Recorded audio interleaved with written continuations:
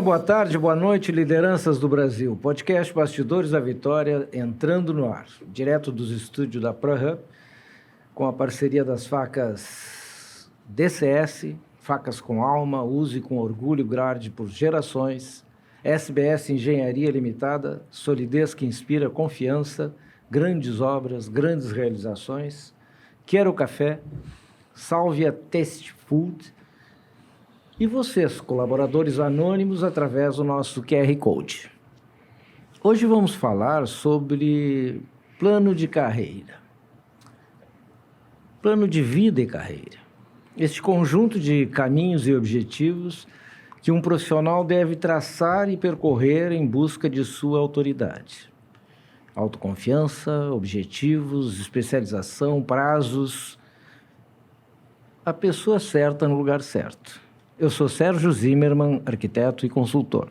Oi, gente. Me chamo Martina Rodrigues, sou advogada e consultora. Nosso convidado de hoje é administrador com especialização em recursos humanos, gestão e marketing, ex-professor da Escola Superior de Propaganda e Marketing, proprietário da Kemp Consultoria, empresa especializada em seleção de profissionais, alto nível, conselheiros, executivos, advisors. Bem-vindo ao programa, Renato Alves Fortes. Muito obrigado, Martina, muito obrigado, Sérgio. É um prazer estar por aqui falando com vocês e com o público fiel e assíduo no Bastidores da Vitória, sobre um tema super importante, que é a parte de planejamento de vida e carreira. E se a gente tiver tempo aí, se Deus quiser, vamos falar um pouquinho sobre trabalhabilidade e sobre pós-carreira, né? Como é que a gente encaminha uma vida após se aposentar ou após sair de uma empresa já numa idade mais sênior. Mas, Renato, eu queria começar perguntando, né, o que é um headhunter? É uma agência de emprego? É uma empresa de outplacement? O que é um headhunter? Um headhunter é uma pessoa sênior que trabalha fazendo seleção, normalmente de executivos, né? Que se chama de C-Level, que é o presidente, diretores, média e alta gerência, e também conselheiros de administração. Diferentemente de outras pessoas que fazem seleção, se chama headhunter quem trabalha com esse perfil de cargo. As agências de emprego normalmente são empresas classificadas que trabalham com mão de obra mais intermediária ou com mão de obra mais básica. Na verdade, todas são empresas de seleção, apenas que umas se especializaram e têm um nível de entendimento de clima, cultura, relações internas, processos e ambiente de negócios mais sênior, que consegue efetivamente trabalhar com esse perfil de mão de obra. Que legal. Isso é um headhunter, né? Isso é uma agência de emprego. Uma empresa de outplacement faz o contrário. Assim, uma empresa que precisa de um funcionário contrata uma agência ou contrata um headhunter. E quando uma empresa vai dispensar um funcionário antigo, que a empresa tem uma gratidão pela trajetória e pelo nível de contribuição dele, e ela quer ajudá-lo nesse processo de transição, ela contrata uma empresa de outplacement, que é exatamente o contrário do que a gente faz. Ela acolhe a pessoa, muitas vezes recompõe o emocional da pessoa e ajuda a pessoa a se preparar e como ela vai conduzir esse processo de reinserção no mercado de trabalho. Ou, como alternativa, empreendendo num pequeno, num grande negócio, que é uma forma de dar sequência na sua vida profissional.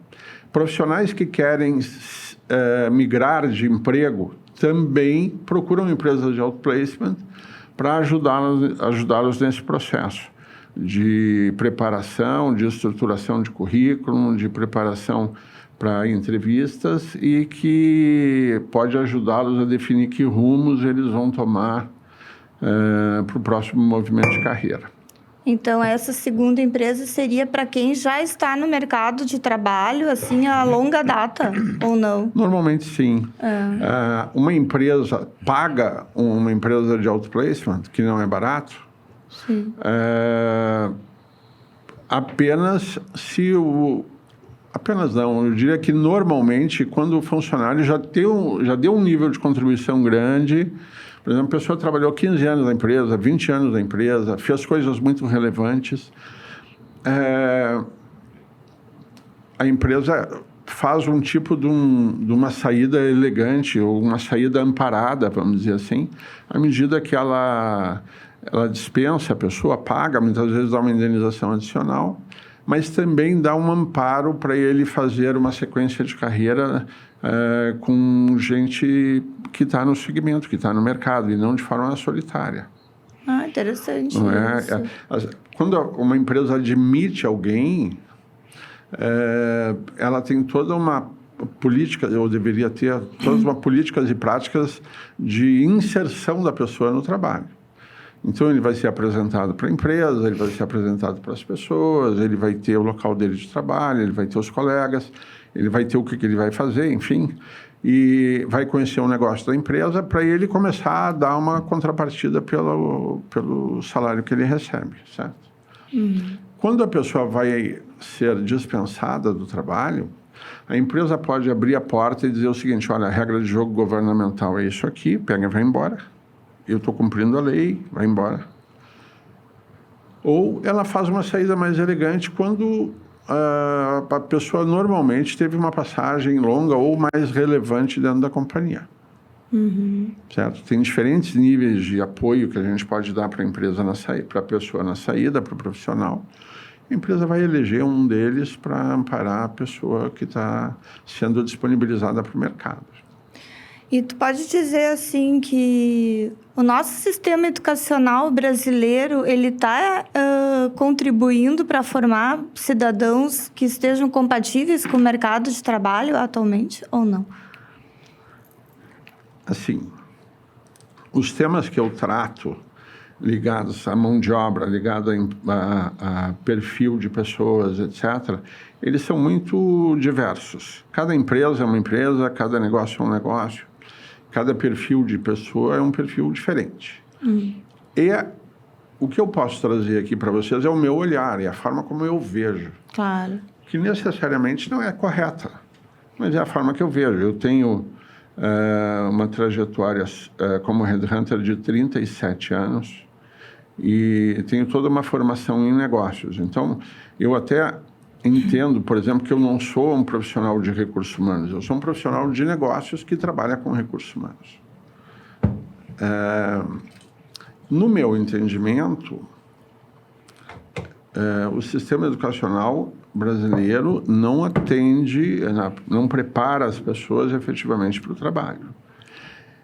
E além disso, né, que eu acho que é um tema que muito provavelmente os ouvintes de vocês gostariam de ver, o sistema educacional brasileiro, ele faz, no meu entendimento, uma grande crueldade, que é obrigar uma criança de 16 anos, de 17 anos, a definir uma profissão. Nos Estados Unidos, por exemplo, os 2 primeiros anos de faculdade, que eles chamam de college, o college é comum para todas as empresas. Então, o aluno, ele tem mais 2 anos para amadurecer o que ele efetivamente vai fazer. Sim. Que tipo de curso ele vai fazer. E isso ajuda muito. Além disso, no exterior, diferentemente do que é no Brasil, as pessoas efetivamente se preocupam em estruturar um planejamento de vida e carreira mais coerente com o seu perfil, com as suas expectativas, com a sua realidade, e não tem uma receita de bolo, cada um Sim. faz o seu planejamento. Aqui no Brasil, as coisas são mais ou menos, deixa a vida me levar, a vida leva eu. Sim. Não é? Então, por exemplo, por que a pessoa vai fazer engenharia mecânica? Porque o pai é engenheiro mecânico.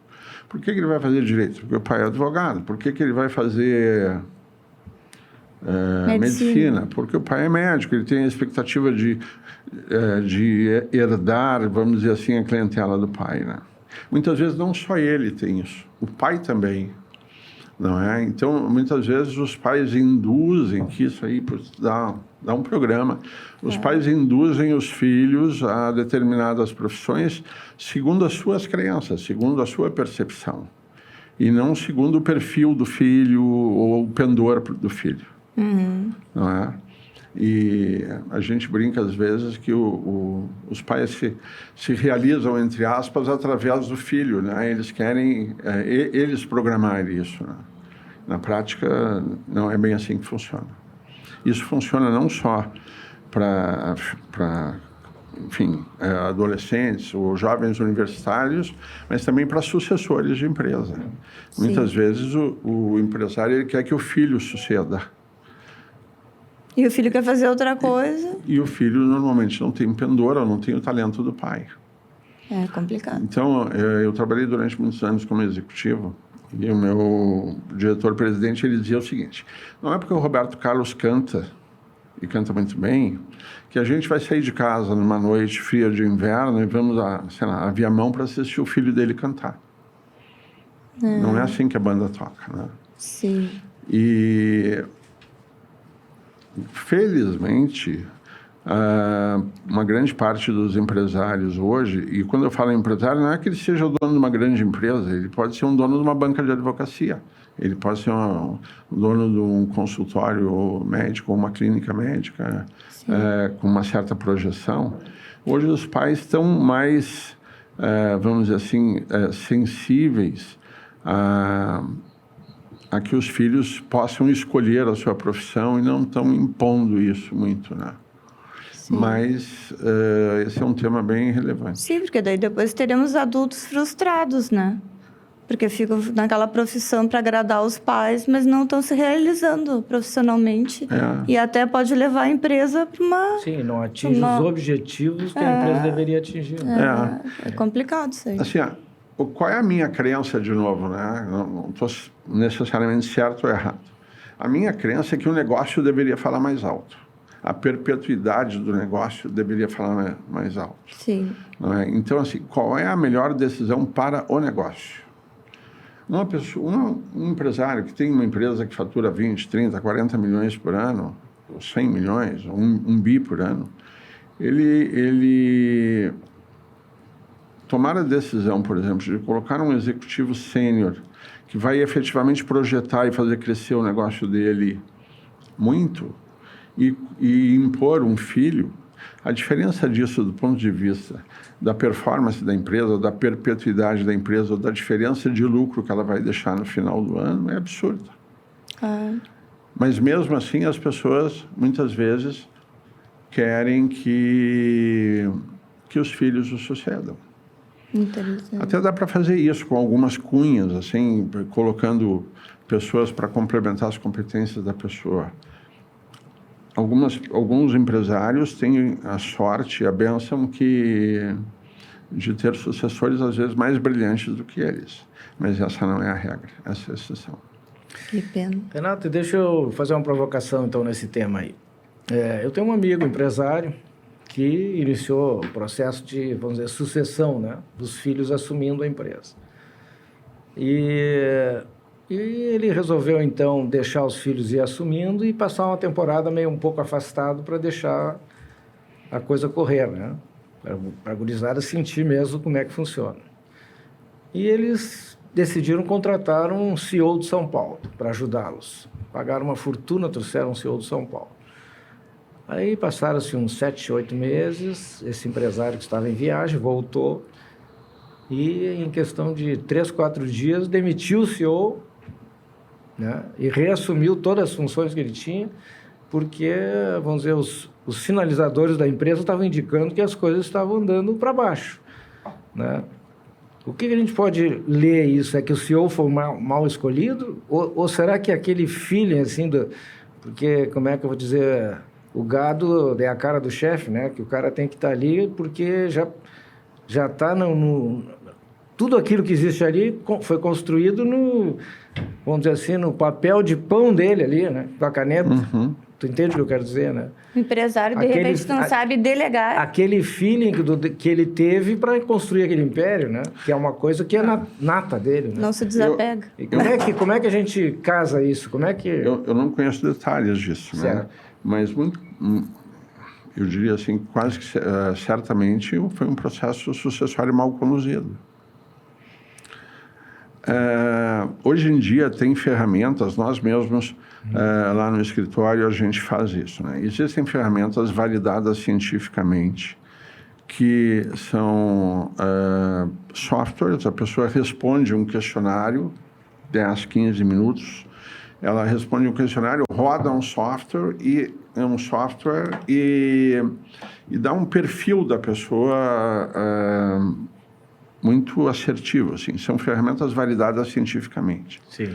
Ele não vai dizer para a pessoa o seguinte, ele vai ser médico, ele vai ser engenheiro, não é isso. Mas vai dar áreas de atuação e perfil de atuação e um sinalizador de performance. E é super importante fazer isso de uma forma mais estruturada. Voltando aí um pouquinho para a escola, né?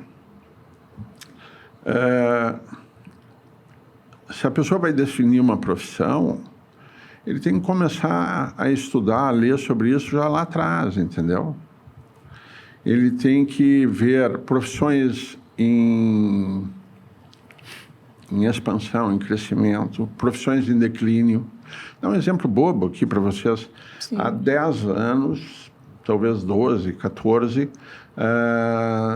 todo mundo que está minimamente ligado nisso sabia que, por exemplo, aqueles profissionais que andavam pela calçada fazendo o leiturista, faziam a leitura de consumo de luz ou consumo de água, isso ia ser uma profissão em extinção. Uhum. Porque já se sabia na época que cada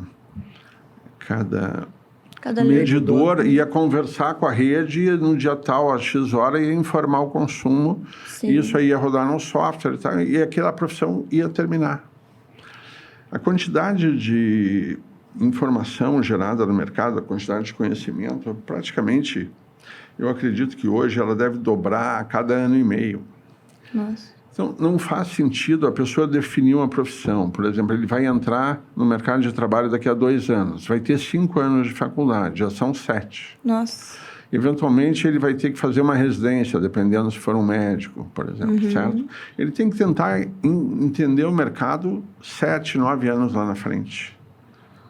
Que é para ele criar uma trajetória, fazer um planejamento de vida e carreira alinhado com o mercado. A gente não decide carreira de costa para o mercado. Tem um preço muito alto. Então, tem que ficar ligado nisso e acompanhando. E se precisar fazer alguma correção de rota, faz durante esse período. Um outro aspecto que é muito importante, que tem a ver ali com o tema do comentário do Sérgio, é o seguinte.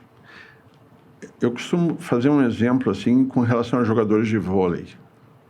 A pessoa, desde pequeno, joga vôlei, conhece todas as regras, tem um bom vigor físico, é uma pessoa colaborativa em quadra, joga limpo e tem muito gosto por jogar.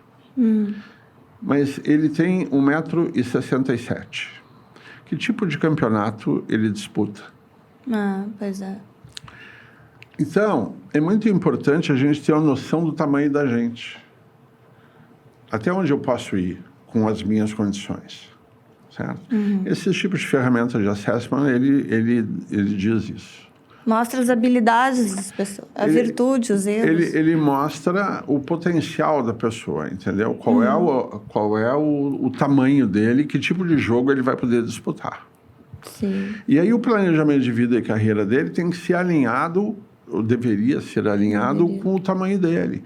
Porque a maioria das pessoas que são frustradas hoje na profissão, eles têm uma percepção de si muito dissonante da percepção dos seus chefes ou das pessoas que convivem com ele. Entende? Ele acha que ele pode disputar campeonato nacional. E as pessoas dizem assim, pô, meu amigo, tu sabe jogar vôlei muito bem, mas com 1,67 m tu fica um pouco prejudicado. E aí, então, tu vai ter que disputar campeonato, de repente, com ex-jogadores, uma cidade um pouco menor, enfim. De repente, a pessoa tem que passar até por uma terapia, né? Para entender, se autoconhecer, porque está vinculado nisso aí. Eu acho que a terapia vai ajudá-lo, mas talvez vai ajudá-lo mais a se autoaceitar, se ele não está se aceitando. Sim. O problema é que isso tem um custo relevante, né? Todo mundo que pode bancar. É isso aí. Não é? Mas essa diferença de percepção entre como a pessoa é e como ele efetivamente é, como ele se percebe, como ele efetivamente é, e a pessoa aceitar isso é muito relevante para o planejamento de vida e carreira, é muito importante para a decisão, inclusive, de profissão, aonde ele vai jogar, que perfil de empresa, etc. E segue o baile, é assim que funciona, não adianta, as pessoas têm tamanho e os tamanhos é que definem os sonhos. Tá certo. Vou mandar um beijo agora para um pessoal que é nossa audiência recorrente. Para a Doroteia, da cidade do Rio de Janeiro, para o Edson, de Salvador, Josué, de Passo Fundo. Muito obrigado, que continue assistindo nossos episódios que semanalmente vão ao ar. Renato, a tecnologia hoje, né, é de uma velocidade impressionante, né? A gente, cada dia que liga o computador, descobre novas descobertas, né?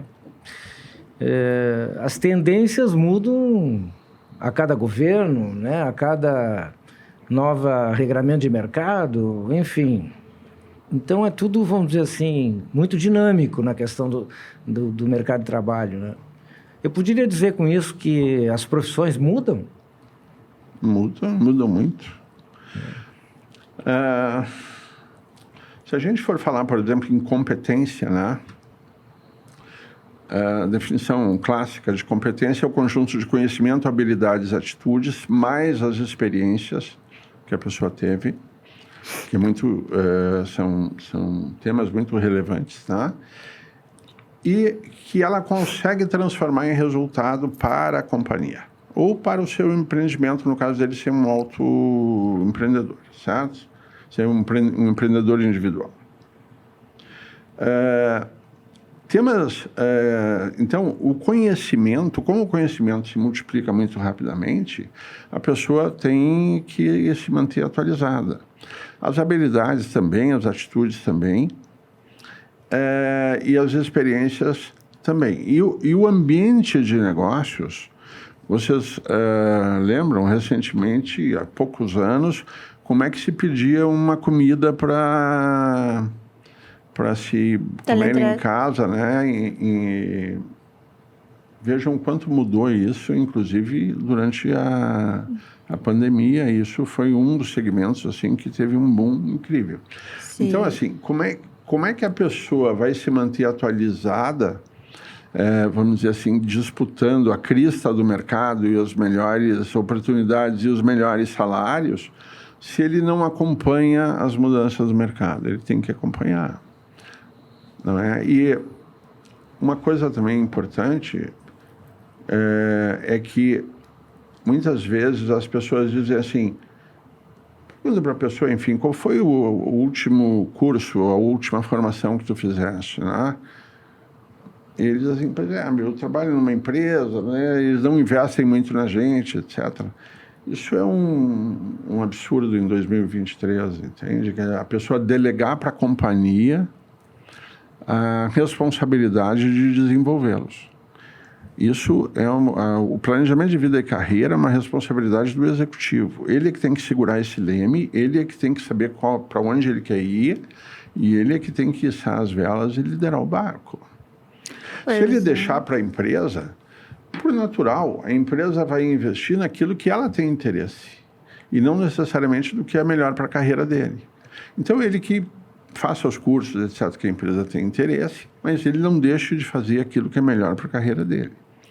E muitas vezes, o pós-graduação, ele não dá um diferencial competitivo sustentado de longo prazo. o que dá um diferencial competitivo sustentável de longo prazo, normalmente é um outro curso superior. Ah, é? O posicionamento de mercado é muito diferente se a pessoa agrega outros cursos superiores. Então é melhor tu ter vários conhecimentos em áreas distintas do que tu ser um expert numa área só? Não. Não foi isso que eu disse. Não. Assim, de repente, assim, olha só. Tu queres chegar numa determinada posição de ser um diretor, um gerente sênior de engenharia de empresas que fazem essas máquinas comandadas por computador, que as ferramentas vão trocando, etc. Entram, sei lá, por hipótese, entra um bloco de aço aqui e a ferramenta faz 10, 20, 30 operações, a máquina faz de forma autônoma, e gospe lá no final um corpo de revólver ou uma peça de uma junta homocinética ou de uma direção hidráulica, certo? A pessoa tem no seu planejamento de vida e carreira, por exemplo, que ele quer ser um construtor de máquinas ferramentas, certo? No exemplo que eu estou dando aqui. Se ele fizer engenharia mecânica, ele tem um ponto importante. Se ele fizer uma pós-graduação, ele não tem um ponto tão importante se ele fizer engenharia eletrônica. Porque cada vez mais as máquinas têm eletrônica agregada aos processos.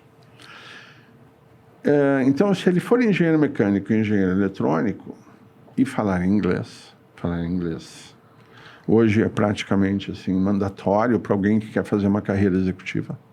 Depois a gente pode até, se vocês quiserem, voltar nesse tema.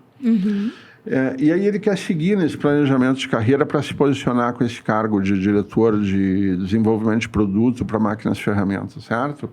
Se ele fizer, por exemplo, engenharia química, ele tem um diferencial competitivo super importante.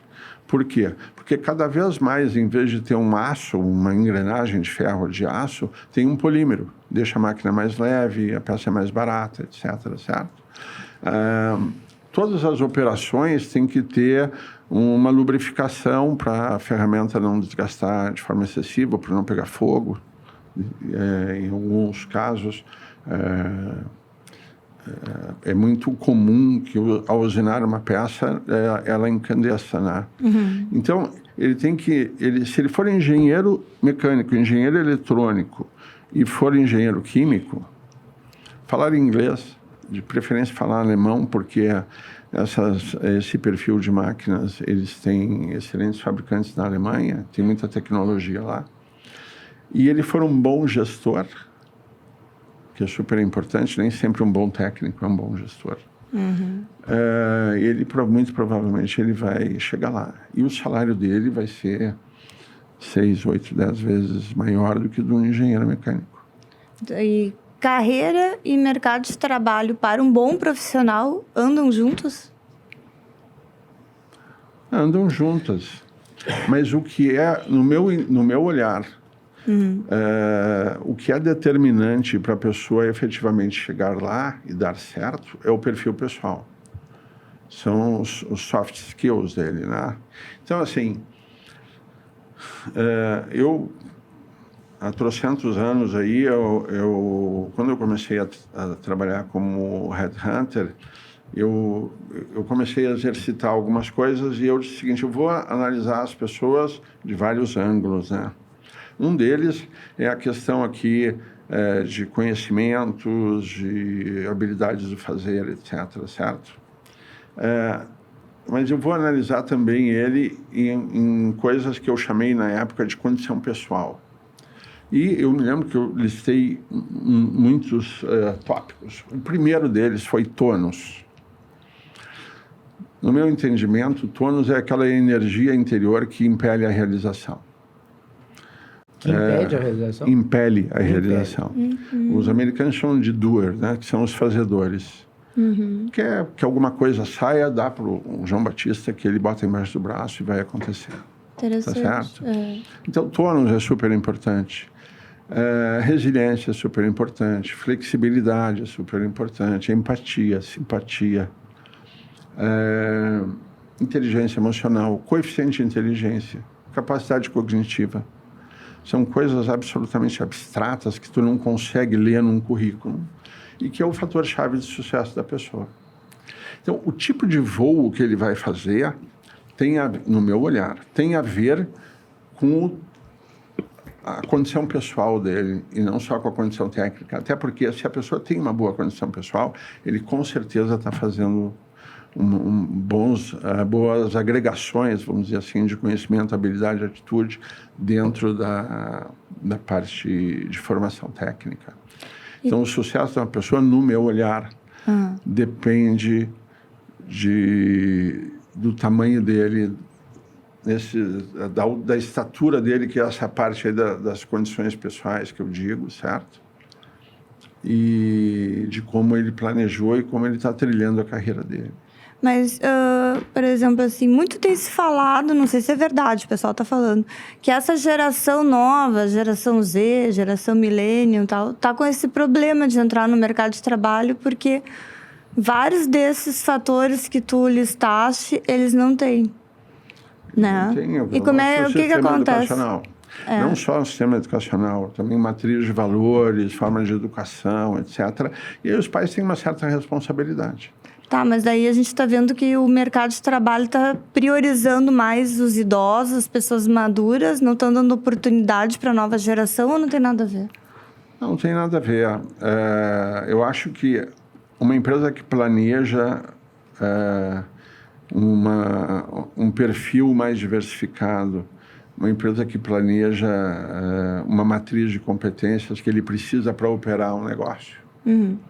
Ele tem pessoas de diferentes perfis. O que eu observei no meu escritório nos últimos anos é que muitas empresas que fizeram lá, sei lá, 10, 12, 15 anos, um movimento de deixar a empresa mais jovem, voltaram atrás. E muitas posições que a gente abriu, a gente abre e o cliente diz assim, nessa posição eu preciso de uma pessoa com cabelo branco. Pois é. Não é? Agora, E é um fenômeno mundial isso, não é só em nível nacional. Acho que sim. Mas apesar de que a mão de obra mais idosa, vamos dizer assim, mais experiente, ela é mais valorizada em países como o Japão, em países como a Alemanha, como Suíça, Suécia, Áustria, Dinamarca, do que aqui na América Latina, de uma maneira geral, países mais jovens, né? Renato, e quem mais pode ajudar num planejamento de carreira? E dentro dessa pergunta ainda, como funciona a questão salarial? Há um equilíbrio entre homens e mulheres? Bom, quem pode ajudar? Eu acho que as escolas, por exemplo, poderiam ajudar mais. A partir do segundo ano, dar uma certa chacoalhada no pessoal, explicando a importância disso, para eles começarem a se preocupar com acompanhar o mercado, ver tendências, tentar enxergar o mercado lá no futuro para ver a hora que eles chegarem no mercado de trabalho, o que vai ter demanda. Acho que algumas escolas fazem isso, eles chamam pais de alunos para falarem sobre as profissões, etc. Mas esse negócio é um voo muito rápido, muito rasante. Precisaria ter uma coisa mais estruturada. Se a pessoa tem uma condição econômico-financeira um pouco melhor, tem uma condição de relacionamento melhor, ele pode pedir, por exemplo, para os amigos, por exemplo, o filho não sabe o que vai fazer, gostaria de ir para a área médica, ele pode pedir para um amigo que é dentista, por exemplo, para o filho passar uma manhã com ele ou duas e conversar com ele, ou se for o caso, um advogado, um médico, um engenheiro, pedir para um amigo, por exemplo, para ele dar uma acompanhada numa empresa, sentar com um engenheiro de produção, com um controller para ver são coisas que ele gosta ou não. Eu recomendaria que as pessoas, antes disso, fizessem um assessment para mapear a dinâmica pessoal e de personalidade dele. Depois ele vai já buscar dentro de vamos dizer assim, dos 360 graus que poderia ser o mercado, ele vai buscar dentro de um ângulo aí de 70 graus, áreas de interesse que ele pode ir afunilando. Uma espécie de teste vocacional. Uma espécie de teste vocacional, mas não é só... O teste vocacional que eu saiba, eu não sou psicólogo, mas assim, ele nunca cravou e diz assim, ó, tu deve ser isso. Ele dá áreas de interesse. Não é? E a pessoa vai buscar dentro daquelas áreas de interesse e aprofundar como é que aquela profissão opera. Então, acho que as escolas podem ajudar, acho que os pais podem ajudar. Eu acho que as empresas também podem ajudar. Não é? E os executivos também podem ajudar. No meu entendimento, acho que quem estudou em escola pública tem obrigação de ajudar. Deveria se disponibilizar para isso, que é uma forma de dar contrapartida para a sociedade. Interessante esse pensamento, né? E a questão salarial? Salário... Entre homens e mulheres, há uma diferença aí nos... Vamos falar primeiro, assim, com relação a... Salário é um tema muito sensível e muito abstrato. Certo. Não é? Salário é como se fosse preço. Preço navega numa banda, onde embaixo nós temos o custo e em cima nós temos o mercado. Né? Pegando aqui, por exemplo, essa caneta, ela foi mandada fazer, sei lá, na China, ou foi fabricada em algum outro país, numa quantidade muito grande, fabricaram, sei lá, 100 mil canetas. E o preço final dela foi de, sei lá, R$1, vou fazer uma conta redonda, certo? O revendedor normalmente trabalha com 30% de margem, de baixo para cima, então ele revende a 1,30 e o revendedor final, uma loja qualquer, uma papelaria, enfim, bota 100% em cima para pagar os seus custos de aluguel, funcionário, luz, água, impostos, etc. Então, qual é o máximo que essa caneta o mínimo que essa caneta poderia ser vendida, né? 1,30, do custo, 30 do distribuidor e 100% do revendedor. Então, seria 2,60. Esse é o mínimo, certo? Sim. E o máximo? O máximo é quanto o cliente está disposto a pagar por esse produto, em função de oferta, de perfil, de nível de expectativa que ele tem com a performance daquele produto, etc. Sim. Salário é a mesma coisa, certo? Nós temos hoje no Brasil uma profusão absurda de universidades, por exemplo. Só para dar um exemplo para vocês. É verdade. Vamos supor o seguinte, eu estava falando que a gente não toma decisão de carreira de costa para o mercado, né? Vou dar um exemplo para vocês, por exemplo, uma faculdade de relações públicas, certo? Vamos supor, pega uma outra faculdade, pega a faculdade de Direito, por exemplo, que é absurda. Tem Quantas faculdades de Direito tem no Rio Grande do Sul? Deveria ter reserva de mercado, né? Porque não tem, em nenhuma profissão. Reserva de mercado, eu particularmente não sou favorável, mas enfim. Assim, vamos supor, quantas faculdades de Direito tem no Rio Grande do Sul? Nossa, nem sei te dizer. Talvez o quê? Mas Vamos 100, chutar acho. 100? Se a cada semestre eles formarem 30, ou formarem 300. 30, são 60 por ano vezes 100. Imagina. Imagina o seguinte, o mercado engorda, certo? 6 mil, dá 6 mil. 60 vezes 100, não, E o mercado engorda esse número de profissionais por ano. Se a faculdade são de 5 anos, quando ele for entrar no mercado de trabalho, quantos profissionais a mais teve? Não. E o que acontece? É oferta e procura. Se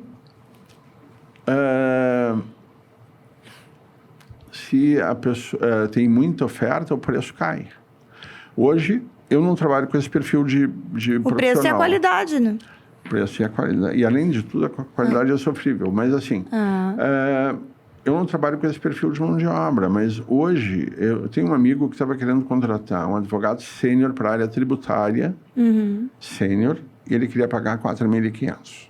Eu perguntei quanto ele pagava para um júnior de bom nível, assim, de bom perfil pessoal. Ele disse que 3 mil no máximo. Imagina. Então, você vê o seguinte... Não paga mensalidade, às vezes, de uma faculdade, talvez. O que acontece quando aumenta muito o mercado? Cai só? É a lei de oferta e procura. Por isso que é importante se planejar do ponto de vista de vida e carreira, para ele poder não cair nessa vala comum de oferta e procura e ter um posicionamento diferenciado. Homens e mulheres, eu diria o seguinte, que cada vez mais as empresas estão se cuidando para não pagar menos para uma mulher do que para um homem. Não é? Até essas questões de compliance, etc., pressionam bastante isso. Ainda tem. Mas eu diria para vocês o seguinte, se as mulheres forem de muito bom perfil, elas vão ter as melhores remunerações. A minha filha participou de alguns processos de trainee, foi aprovada em alguns e optou por trabalhar numa grande rede de varejo no estado de São Paulo. O programa de trainee era de 2 anos. Ela e mais uma outra colega foram promovidas antecipadamente 1 ano depois. Nenhum homem foi promovido. Não, tudo bem. Certo? E depois disso, ela teve mais 2 ou 3 promoções. Quando terminou o programa de trainee, que todos foram efetivados, ali os remanescentes foram efetivados, ela já estava 2, 3 níveis acima. Porque ela tem uma condição pessoal, graças a Deus, diferenciada. Poderia não ter. Porque não está muito no comando dos pais isso, né? Tem algumas coisas que fogem ao controle. Né? Renato, se eu não me engano, né? Há 37 anos tu fundaste a Kemp Engenharia, certo? Consultoria. Kemp Consultoria. Eu já estou com os engenheiros na cabeça aqui, por sou da área, né? Mas a Kemp Consultoria.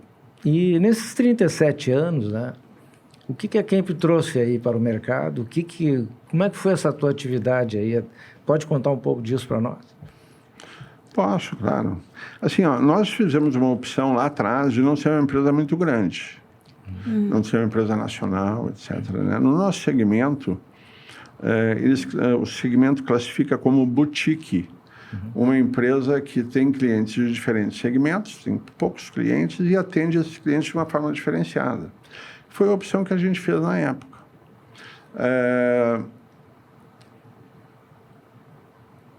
Quando foi, talvez com a Kemp com uns 10 anos, por aí, nós nos credenciamos, nós fomos aprovados por uma associação, que é a Associação de Executive Search Consultant, que regula as melhores políticas e práticas no Brasil, no mundo, com relação à atividade de Executive Search, de hunting. E nós fomos, talvez, a 7ª empresa brasileira a ser homologada pela ESC como uma empresa tendo as melhores políticas e práticas, certo? Mas a gente sempre foi pequeno. Uma coisa que nos dá muito orgulho, que nós pegamos clientes, assim, pequenos, mas pessoas, assim, de alto potencial, e também trabalhamos com empresas grandes, e nós ajudamos eles a crescer, ajudamos eles a se desenvolver, a se tornarem empresas grandes, algumas, inclusive, foram vendidas, com pessoas que a gente ajudou a encontrar. O processo de seleção não é um processo de responsabilidade do headhunter, no meu caso. Ele é um processo de responsabilidade compartilhada. Eu discuto com o cliente as necessidades, o que ele precisa, etc. E muitas vezes eu tenho com ele, olha, acho que está me pedindo errado. O escopo clássico desse cargo é esse, tu está me pedindo esse. Vai ficar muito difícil eu achar alguém sênior que tope trabalhar com os que não tenham essas 2 áreas. Aconteceu isso essa semana. Eu disse assim, é como se quisesse que a pessoa fosse correr uma carreira, mas ele tivesse uma perna atada. Então, não vai dar. Então, a gente ajuda os clientes a demodelar a vaga, ajudamos a conseguir as melhores pessoas, mas tem uma fase de prospecção e de pré-seleção que é feita no nosso escritório e de tomada de referências, e tem uma outra fase que é feita pelos executivos da empresa, pelo presidente, pelos diretores, eventualmente por uma alta gerência, que também participam e também validam aquele candidato. Então, as empresas que fazem seleção de executivos, quando a pessoa entra, elas dão um período de garantia, que nós damos de 6 meses a 1 ano. Se a pessoa não performar ou pedir para sair, a gente faz a reposição. E a Kemp, há uns anos, eu fiz um estudo longo, investigando assim, tipo 15 anos, os últimos 15 anos, e nós tínhamos 3,47, se não me falha a memória, de índice de reposição das pessoas que a gente selecionou. Quando a gente não tem um volume de vagas assim como empresas, agências que trabalham com mão de obra de volume, tem um volume menor. Mas a gente se considera bastante assertivo. E nós temos muito orgulho de ter ajudado as empresas e ajudado os profissionais. Eu não indico um profissional para uma vaga se eu não tenho entendimento e discuto com ele que aquele movimento de carreira faz sentido para o projeto dele. Eu acho que eu não tenho esse direito. Então, por exemplo, eu poderia convencer uma pessoa a sair da empresa A e ir para B, participar de um processo seletivo meu, vamos supor que ele seja o escolhido, ele sai da empresa A e vai para B. Eu não me sinto no direito de estimulá-lo a fazer isso se não for coerente, não fizer sentido dentro de uma lógica de vida e carreira de desenvolvimento. Então, eu aprofundo a busca e vou atrás de mais gente. E quando está se aproximando a aposentadoria, que rumo que a pessoa dá? Pois é. Já de alguns anos existem pessoas que trabalham com coach de pós-carreira. O que é isso, né? As empresas maiores, mais estruturadas, elas muitas vezes têm uma política de aposentadoria compulsória, né? Que é quase uma expulsória.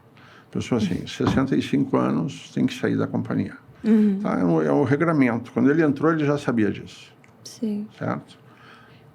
Então, ele está com 62 e ele quer ficar na companhia até a saída compulsória dele, né?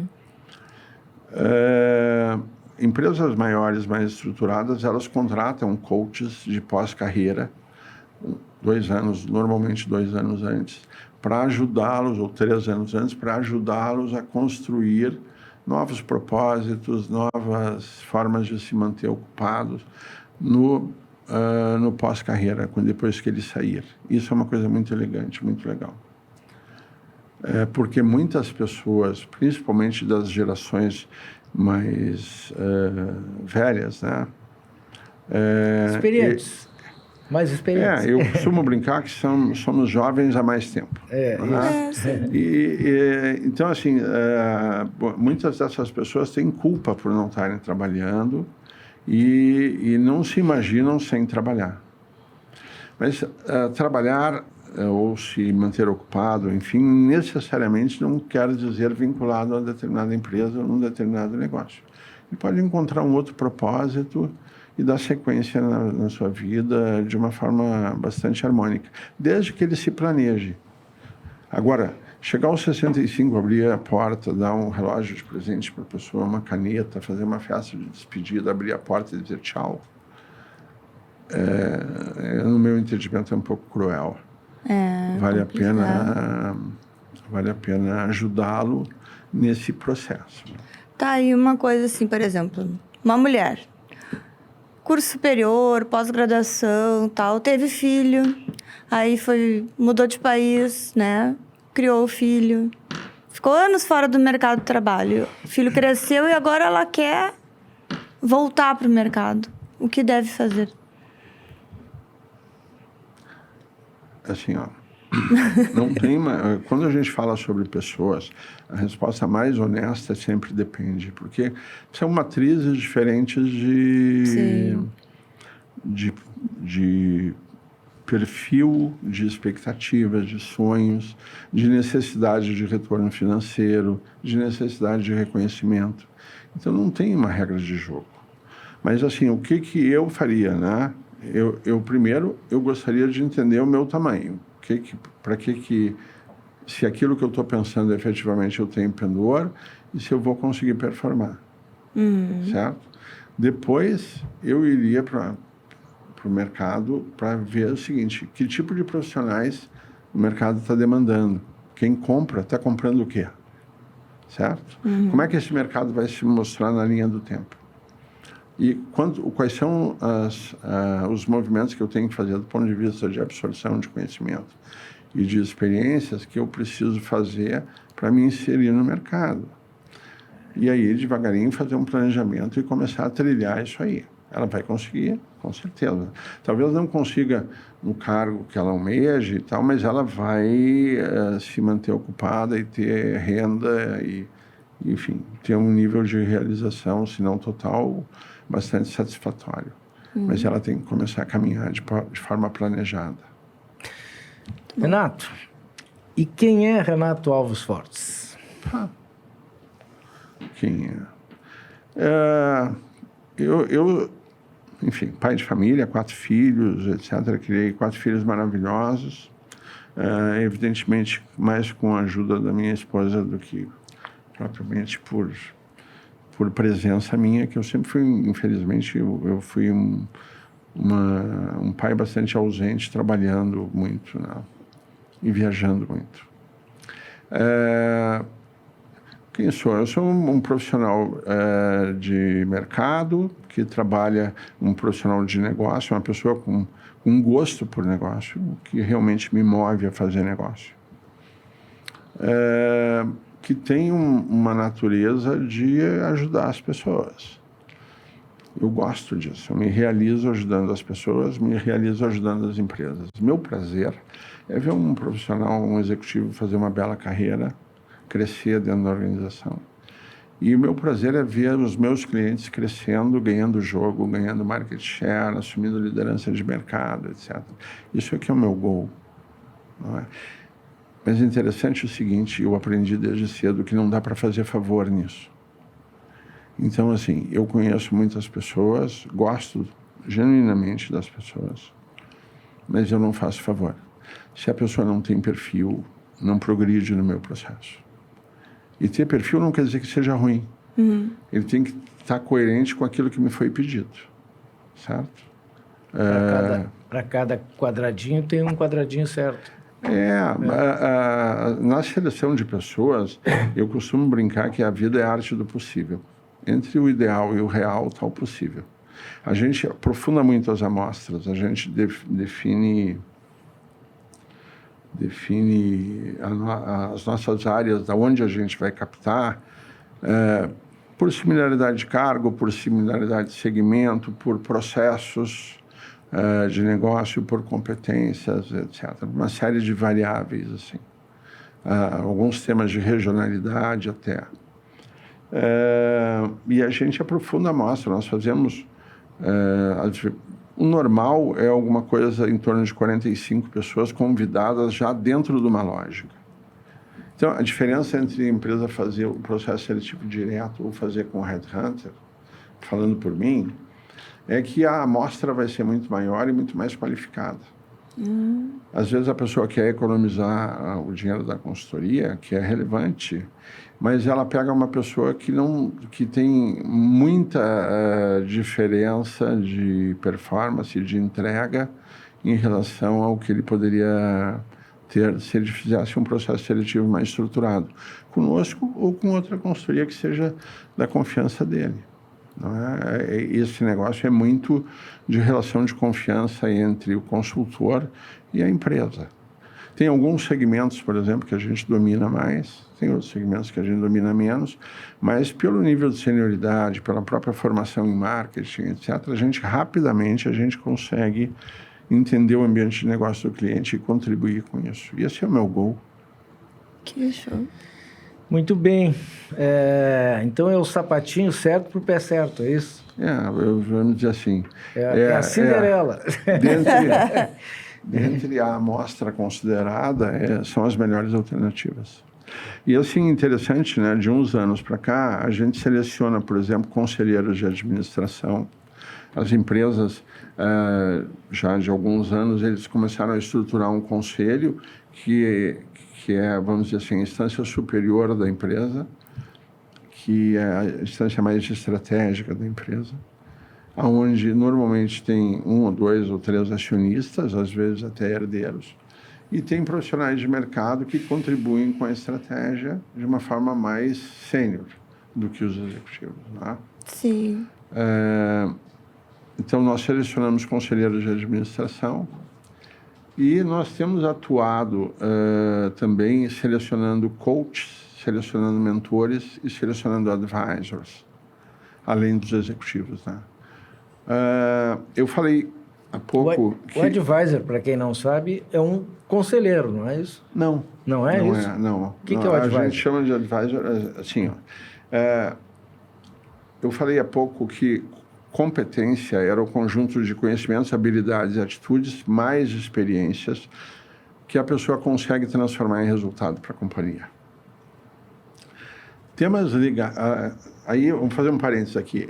Se a pessoa tem uma boa condição pessoal, se ele tem um bom tônus, um bom QI, um bom coeficiente emocional, se a empresa quer investir naquela pessoa porque a matéria-prima dela é muito boa, é muito mais... Mas ele não tem conhecimento, ele, vamos dizer assim, tem pouca experiência, é muito melhor, e eu estou dizendo isso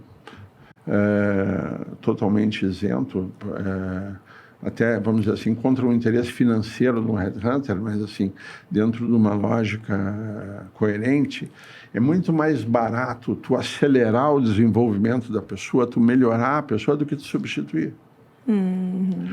E temas ligados ao conhecimento e à habilidade do fazer, e temas ligados à experiência prática, aquela dica, aquele comentário de macete, assim, de quem já viveu a coisa. Isso, a empresa acelera o executivo com um mentor. Quem é o mentor? Mentor é uma pessoa mais sênior, que já ocupou aquele cargo, já performou, já teve sucesso naquele cargo. E ele está num estágio de vida, e é uma das alternativas de pós-carreira. As pessoas, às vezes, querem fazer pós-carreira com posições de conselho de administração e deixam de fazer pós-carreira com posições de mentoria. O mentor senta do lado da pessoa e diz o seguinte: senta aqui que eu vou te ensinar a fazer. Então, ele normalmente começa com um tema e ele acaba vendo que a pessoa não sabe outros e ele acaba passando muito conhecimento.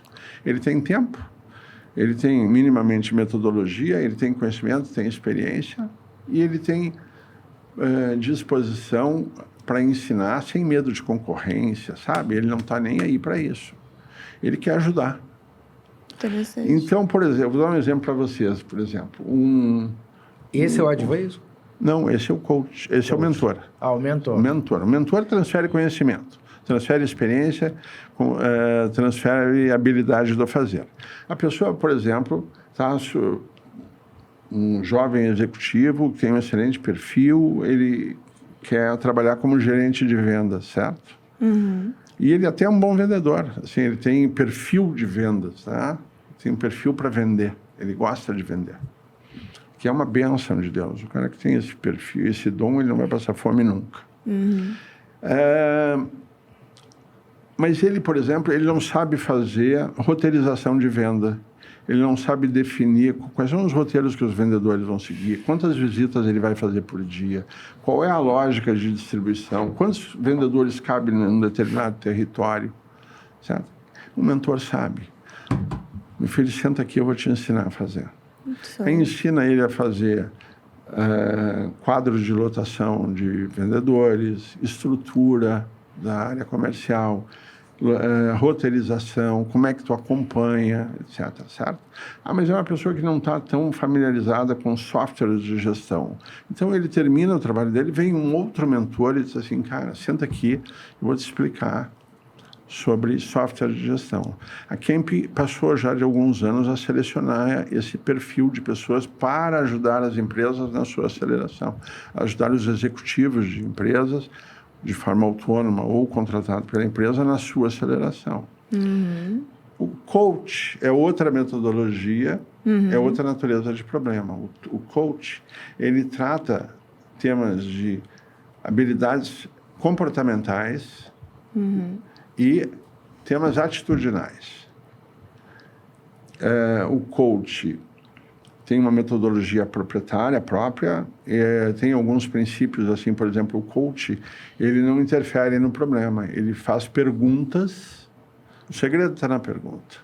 Ele faz perguntas e ele vai, sempre através de perguntas, ele vai chegando na causa raiz do problema. Enquanto o mentor começa trabalhando um problema e acaba emendando em outros e transferindo conhecimento em outros, o coach trata um problema por vez. E temas ligados, por exemplo, dar um exemplo, por exemplo, para vocês, a pessoa procrastina, certo? Sim. É coach ou mentoria? Coach. Coach, certo? Certo. A pessoa, por exemplo, quando ele está à frente de uma pessoa com maior dificuldade, às vezes uma pessoa com baixa capacidade de cognição, por exemplo, ele fica irônico, debochado e humilha as pessoas. Coach ou mentoria? Ai, agora me apertou. Coach de novo. Coach, né? Coach, certo? Ele não sabe trabalhar, por exemplo, no planejamento de uma área, e ele está numa área que precisa fazer um planejamento, certo?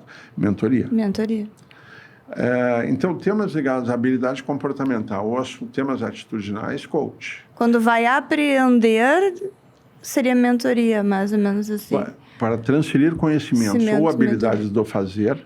Mentoria. É assim que eu enxergo, né? Sim, Esse negócio de coach, mentor, hoje está muito zoado. Tem coach até para arrumar namorado. Então, eu estou falando aqui do ponto de vista empresarial. O pessoal se vira como pode, né? Mas assim tá demais. Estou falando aqui do ponto de vista empresarial. Então, o coach trabalha um problema por vez, normalmente entre 7, 10, 12 encontros. É importante que ele goste de pessoas, aliás, os dois têm que gostar, mas se ele tiver, por exemplo, formação em psicologia, ajuda. Se ele tiver conhecimentos de programação neurolinguística, ajuda. Análise transacional, ajuda, certo? O coach. O coach. Então, a pessoa chega no problema raiz. Certo? Sim. Usando o exemplo que eu dei, por exemplo, da procrastinação. Procrastinação é um hábito difícil de tirar. Muitas vezes a raiz da procrastinação está no medo. O medo paralisa as pessoas. Ele tem receio de ser mal percebido, de errar, de prejudicar a imagem dele dentro da companhia, etc. Né? Então ele posterga. Ele adia querendo analisar mais coisas, etc. E aí ele acaba procrastinando. Mas é só uma das razões, pode ser outra. Claro. Ele vai chegar até a causa raiz sempre através de perguntas.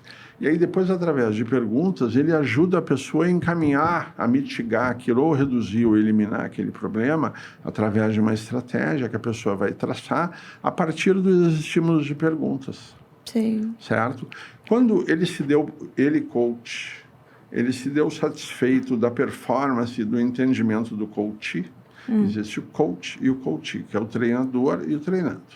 Existe o mentor e o mentee, que é o mentor que vai transferir conhecimento, e o mentee é a pessoa que está no aprendizado, certo? Quando o coach se deu satisfeito por aquilo, pelo encaminhamento do tema, ele encerra e ele vai embora, ou ele vai tratar outro tema, mas sempre um tema por vez. Então é mais barato uma empresa acelerar o desenvolvimento das pessoas com coach e com mentoria do que substituir. Substituir sai muito caro. Claro. Mas assim, quando é que, no meu entendimento, vale a pena substituir? Mas onde é que entra o advisor nessa história? O advisor. Advisor. Que é a terceira coisa que a gente faz. Isso. Chegamos lá, então. Quando é que eu acho que vale a pena substituir? Que é quando a empresa se deu conta de que a condição pessoal da pessoa, ou o desgaste dentro da organização é tal, que não adianta investir porque ele não vai fazer o voo que a empresa gostaria que desse. Aí, no meu entendimento, o negócio tem que falar mais alto. Então, tira a pessoa de uma forma elegante, certo?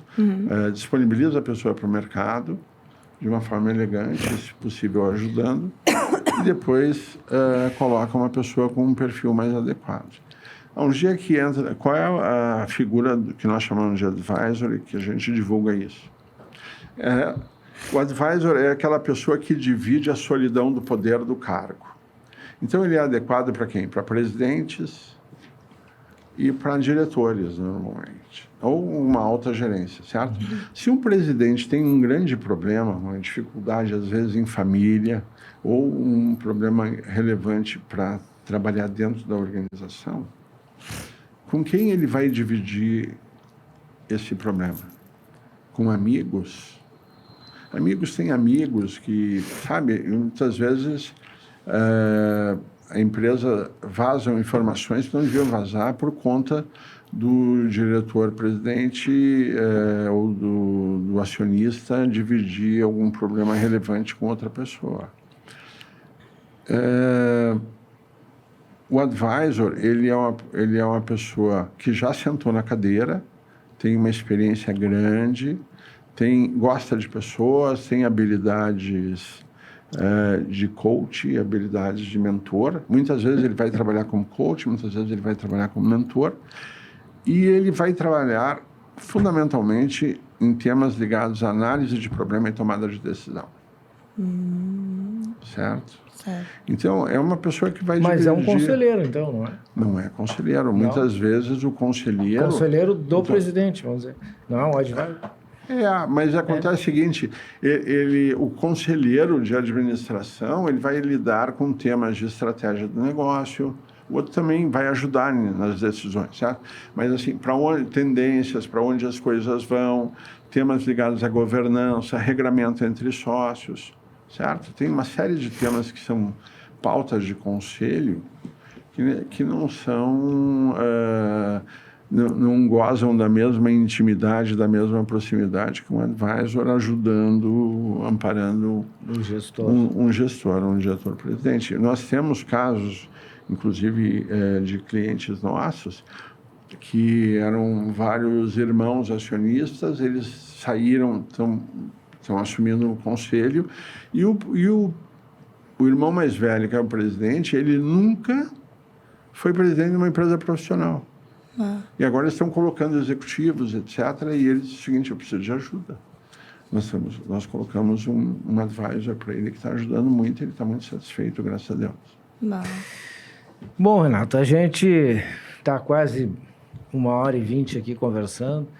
Queria deixar aqui o meu profundo agradecimento à tua disponibilidade de vir conversar com a gente, trazer esse teu profundo conhecimento sobre o tema. Acho que tu somou muito aqui no nosso programa. Já te deixo aqui o convite para retornar e vamos aprofundar outros temas nesse teu mega, vamos dizer... Ele vai falando e vai abrindo um leque, de assuntos, e aí... Na verdade, né, a gente poderia... Talvez eu não fosse a pessoa mais indicada, mas assim, a questão de planejamento de vida e carreira... Daria para fazer, de repente, com 2, 3 debatedores, dá um programa, dá 2. Sim. A questão de trabalhabilidade dá um programa 2, né? Porque até vocês não me perguntaram, né? Mas assim, por que trabalhabilidade e não empregabilidade, né? Porque empregabilidade remete a que a pessoa só consegue remunerar as competências dele com emprego. Mas ele consegue como autônomo. Ele consegue gerar seu próprio. como investidor, de outras formas, ele consegue gerar renda para ele. Então, é o seguinte, agora o termo que se usa já de alguns anos é trabalhabilidade, não empregabilidade. Interessante. Né? Quer dizer, como é que tu te posiciona para gerar renda que te permita viver de uma forma que tu considera que atenda às tuas expectativas, sem necessariamente ter o vínculo de emprego. Que legal. Mas adorei, né? Já vi que tem, com certeza, ano que vem tu voltará a gravar conosco. Tem uma pergunta, assim, que vocês não fizeram, né? Que são 2, né? Que eu acho 3, talvez. Estou lendo aqui. Não, mas não dá spoiler. Fica quietinho, não fala. Deixa pro próximo episódio que nós vamos te chamar. Não fala, não vale. Aí a nossa audiência fica, já sei, não. Espera que terá outro programa. Bom, espero que vocês tenham gostado. Com certeza. Quer que eu faça um agradecimento final aqui, Sérgio? Deixa o microfone à tua disposição para que tu... Faça um agradecimento aí, se comunique aí com a tua audiência. E explique para o pessoal que queira contatar a Kemp aí, o que tu pode oferecer para eles. Bom, eu gostaria de agradecer a oportunidade. Eu acho que dentro da minha, vamos dizer assim, do meu impulso interior de ajudar poder vir aqui e fazer algumas provocações, alguns highlights assim, sobre determinados temas, é uma oportunidade que eu tenho de repente, quem está ouvindo, seja um profissional, seja um avô que tem netos entrando em idade acadêmica, enfim, de ajudar essas pessoas a se organizarem de uma forma melhor na vida pessoal e na vida profissional. Evidentemente que são temas assim que dá para falar sobre diferentes facetas, mas eu agradeço muito a oportunidade e espero que de alguma forma eu tenha contribuído com a vasta audiência de vocês no canal. Que legal, então, ano que vem tu voltará aqui com certeza. E você que está nos assistindo até esse momento, significa que gostaste muito do episódio, então tá naquele momento de se inscrever, curtir, comentar, compartilhar, para que mais pessoas tenham essa oportunidade. E também se inscrevam nas nossas redes sociais, ou Instagram ou Facebook, e até semana que vem. Podcast Bastidores da Vitória, deixando aqui os agradecimentos à parceria da SBS Engenharia Limitada, solidez que inspira confiança, grandes obras, grandes realizações, facas Cássio Selaimen, facas com alma, use com orgulho, guarde por gerações, Sálvia Test Food, Quero Café, direto dos estúdios da ProHub, semanalmente trazendo convidados com as mais diversas especialidades e experiências, preocupados com a cidadania e com os destinos do Brasil. Então, se inscreva, comente, curta e compartilhe. Vitória Consultoria, inovando pela liberdade. Bom dia, boa tarde, boa noite e até semana que vem, lideranças do Brasil.